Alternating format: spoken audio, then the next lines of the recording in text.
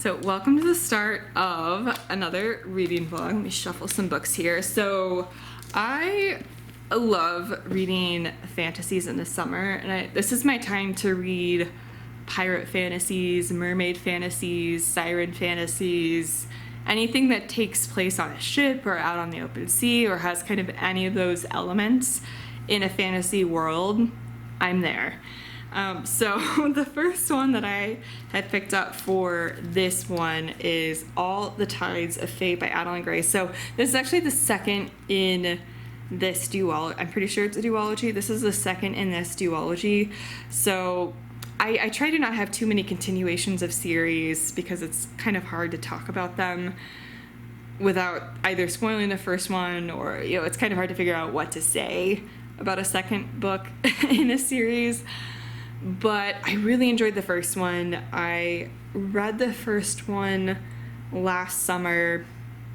I'm pretty sure I read it and actually put it in a vlog kind of before I really fell off the wagon with vlogging last year.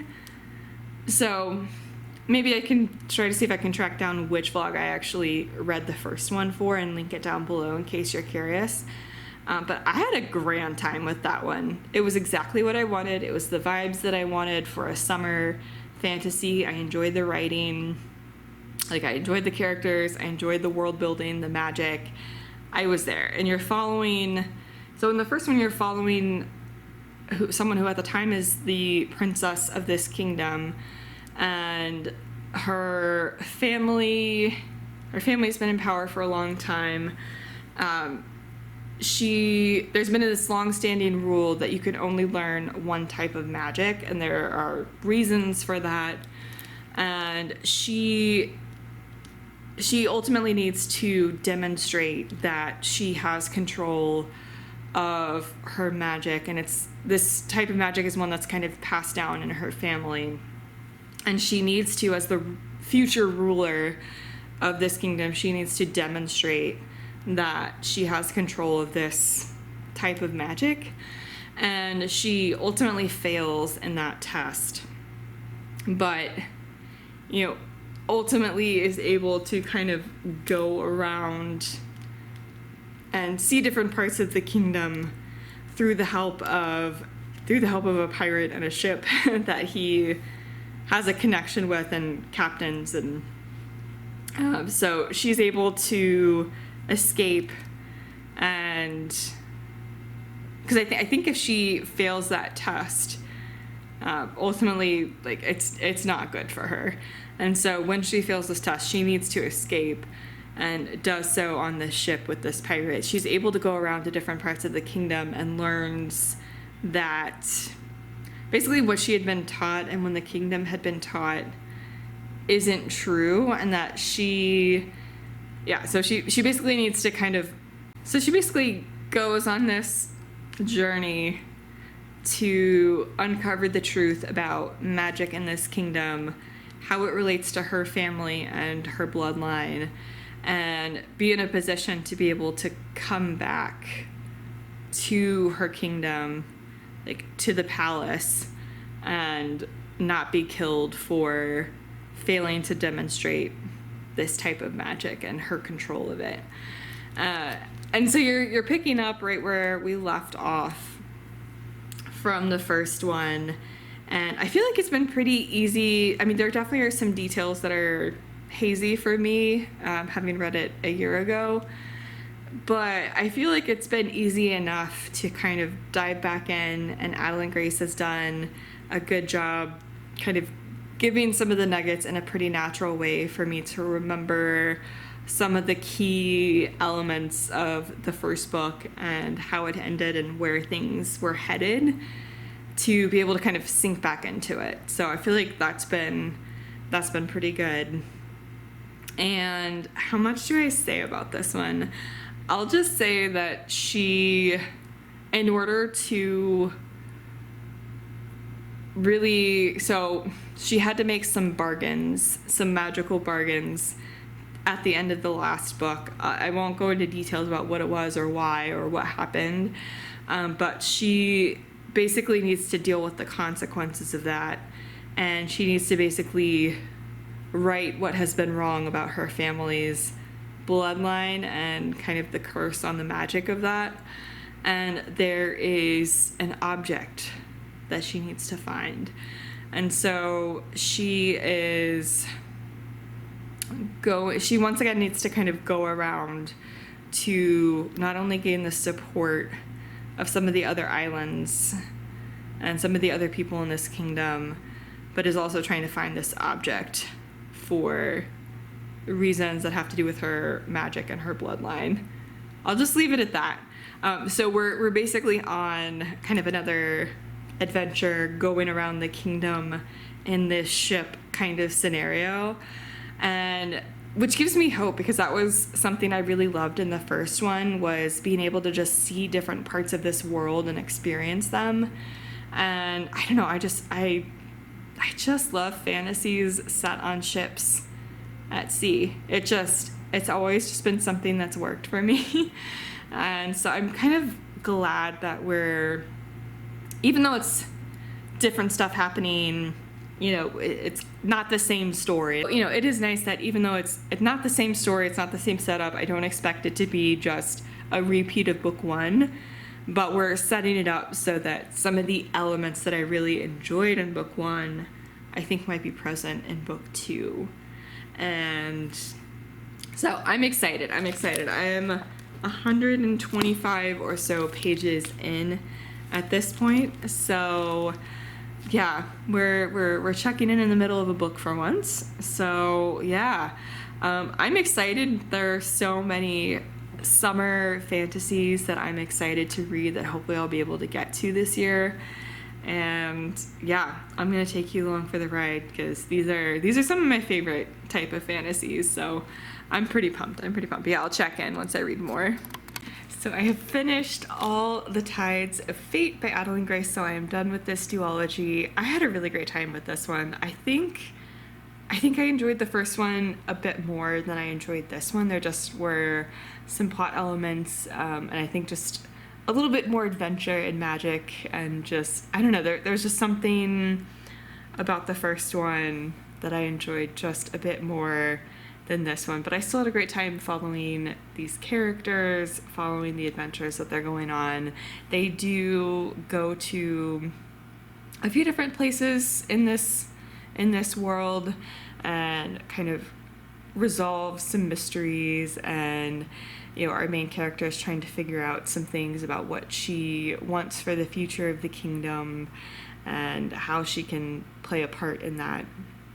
So it was a good time. I feel like if you enjoyed the first one, I do feel like you would enjoy this one and enjoy the conclusion. But yeah, I had a good time. Definitely a lot more summer fantasies to come. So I'll probably be updating pretty soon. So I realized after wrapping up All the Tides of Fate, I never actually talked about another book I've read for this vlog, which is The Last Legacy by Adrienne Young. I had a grand time with this one. This one is set in the world of the Fable duology, which I had a really fun time with as well, reading that duology. And this is set in the same world, follows different characters. We're in Bastion for this one, so talking about a specific part of the world, a different set of characters, but still very much in that world and that same feeling, that same vibe. And so I figured this would be a perfect summer fantasy, even if it didn't necessarily take place on the water, on a ship. We're still, dealing with trade in port towns, again, it's still the same vibe of the world. So I figured this would be a good pick, and it definitely was. So in this one, we're following Bryn, and on her 18th birthday, she's basically been raised by a certain family member for a time, but there was always an understanding that on her 18th birthday, she would be summoned essentially to go back to live with her uncle and kind of take her place in another part of her family when she turned 18. And so her 18th birthday arrives, she gets this letter from her uncle Henrik, and she goes to Bastion, and is trying to kind of integrate herself into this part of her family and make a name for herself and figure out how she fits in.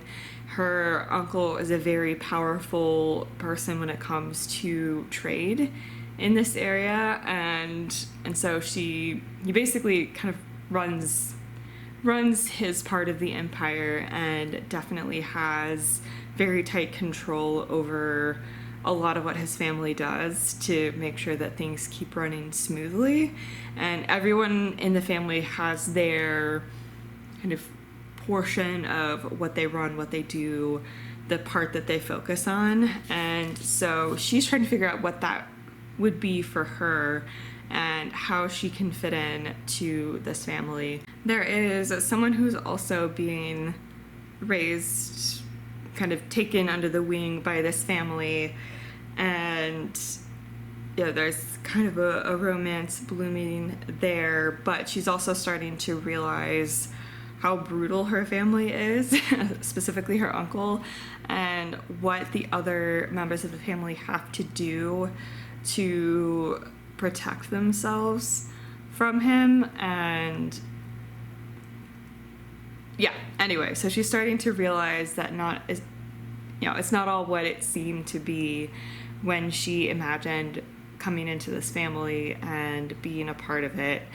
And so she needs to contend with what she's going to do. Does she want to stay and fight for her place in this family? Can she get out? Does she want to get out? How is that going to work? And just kind of learning more about the inner machinations of how this family runs. And it was interesting. I thought it was super entertaining. It was definitely just very easy to get into, and it was fun to be in this world again. It was fun to meet some new characters in this world. So I don't know. I had a fun time. Adrienne Young just writes, for me, just super fun, easy to sink into books. And I adore this world. There is one more book set in this world, Saint, and so I definitely would like to read that one as well. I have a couple of others that I should be reading soon, so these are very high on my list for some upcoming reads, as well as, anyway, summer fantasy is kind of where my vibe is going to go next, so I'm sure I'll be checking in soon. So I've read another book for this vlog. So I've read try not to get the glare. In Deeper Waters by F.T. Lukens. This one was so cute. I had so much fun with this one. In this one, we're following Tal, who is a prince in this world, and he's going out for kind of his tour of the kingdom. So he is the fourth child of the king and queen. And so his two older brothers have gone on this tour. One of his older brothers is a commander in the military, and another one also is kind of very involved in certain things. And so they've kind of both found their path. One of his brothers is also a shifter. And anyway, so they both kind of found their career paths. His older sister is in line to be queen, and so she's preparing to be queen. As the fourth in line, he's kind of trying to find his place.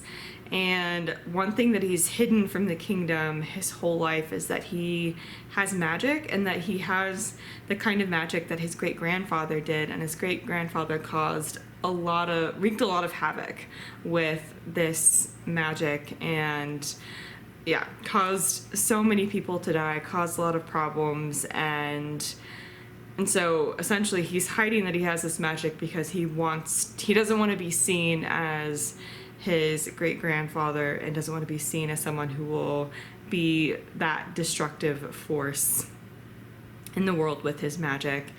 And so he's trying to figure out, well, first he's trying to hide it, and then he's going on his tour of the kingdom to learn more about the kingdom, meet people along the way, and just, basically learn more about the kingdom and what's going on.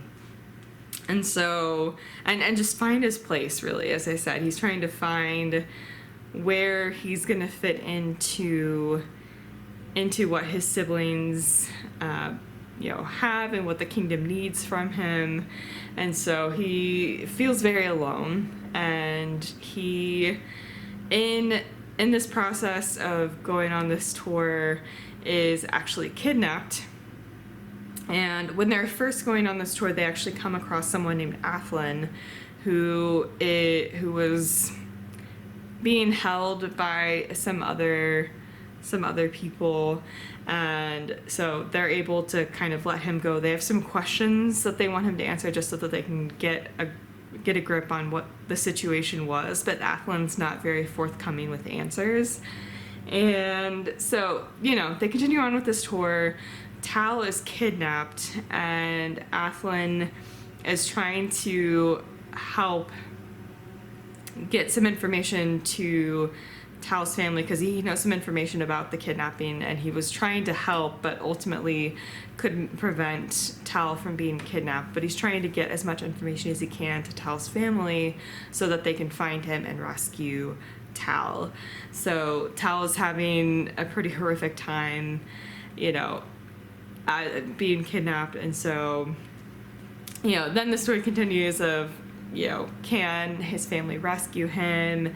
Can he and Athlin come to some understandings about who they are and how they fit into this world? And their relationship is so cute. Their dynamic is so cute.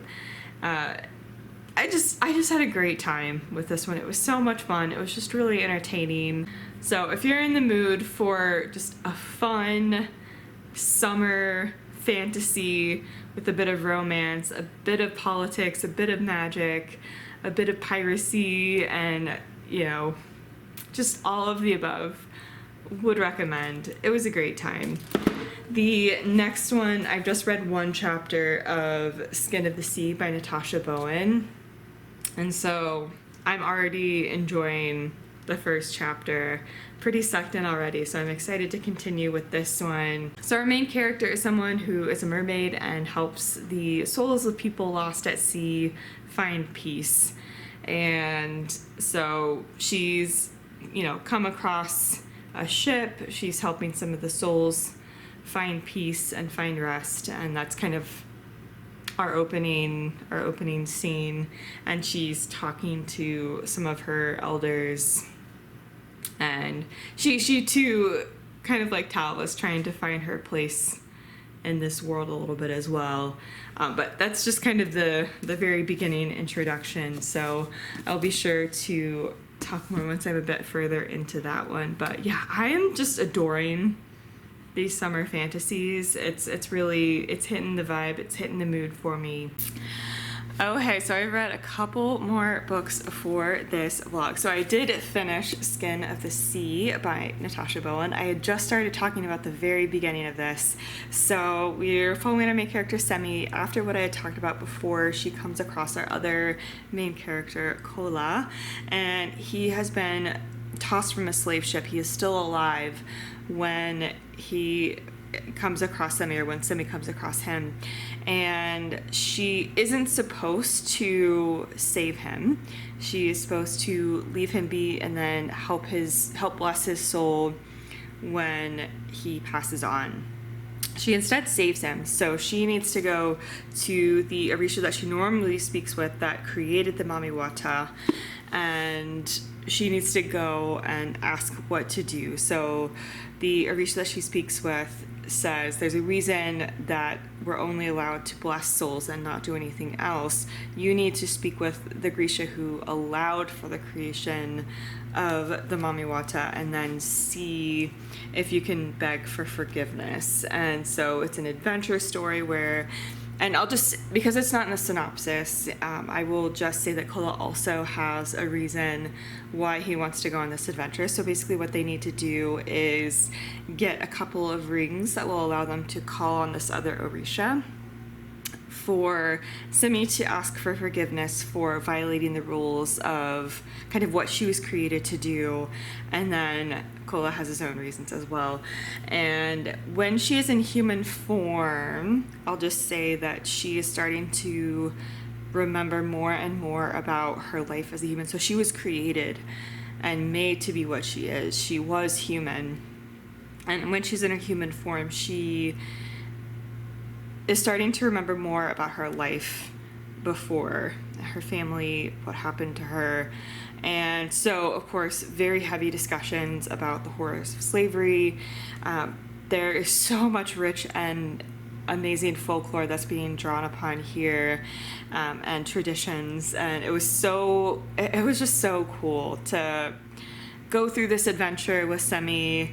And yeah, you could tell that there was so much research and love poured into this book. The writing was gorgeous. I was just sucked in. I was in this world. I thought our characters were really great characters, rich, dynamic characters, and I had so much fun going on this adventure with them. And I'm very intrigued to see where we head in the next book. I'm not sure if it's a duology or if there are going to be more books in this series, but I do hope to find out next summer, potentially.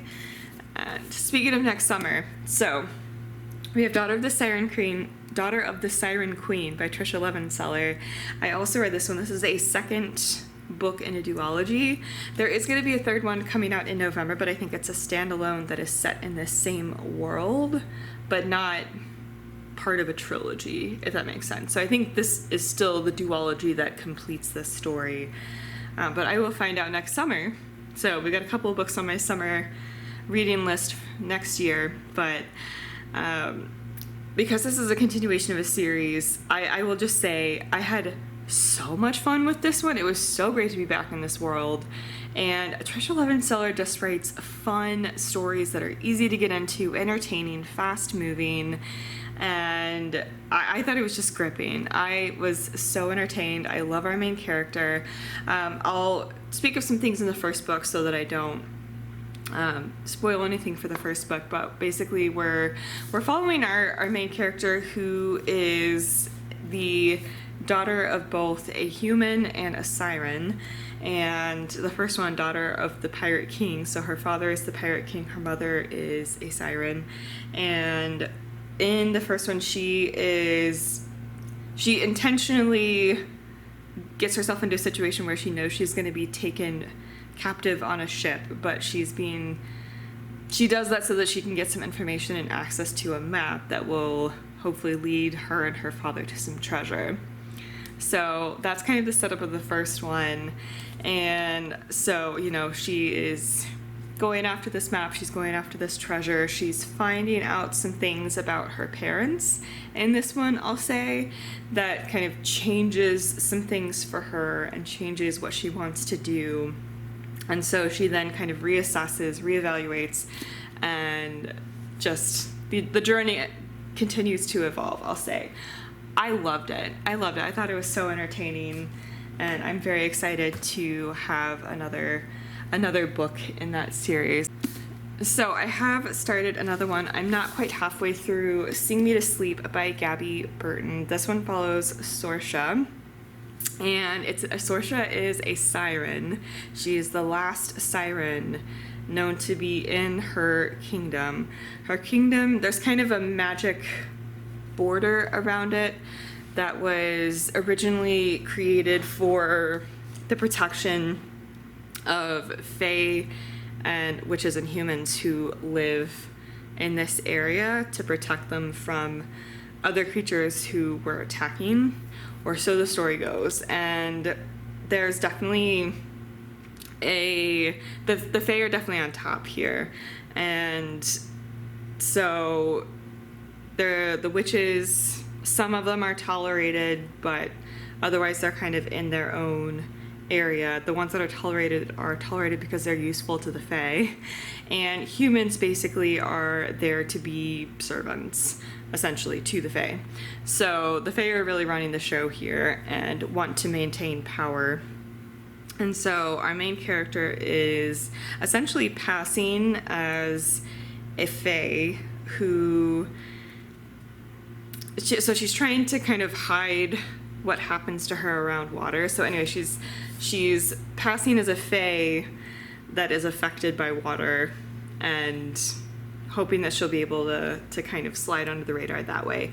She is in basically a kind of preparing to be in the army, and so in her class, her graduating class, there's kind of a competition at the end to see basically a ranking, so that the people who are graduating can kind of be ranked and then offered various jobs and positions throughout the kingdom based on how well they do in this test at the end of their graduation. And so our main character does really well. She actually wins the whole thing, and the job that she is offered is to be the bodyguard for one of the princes.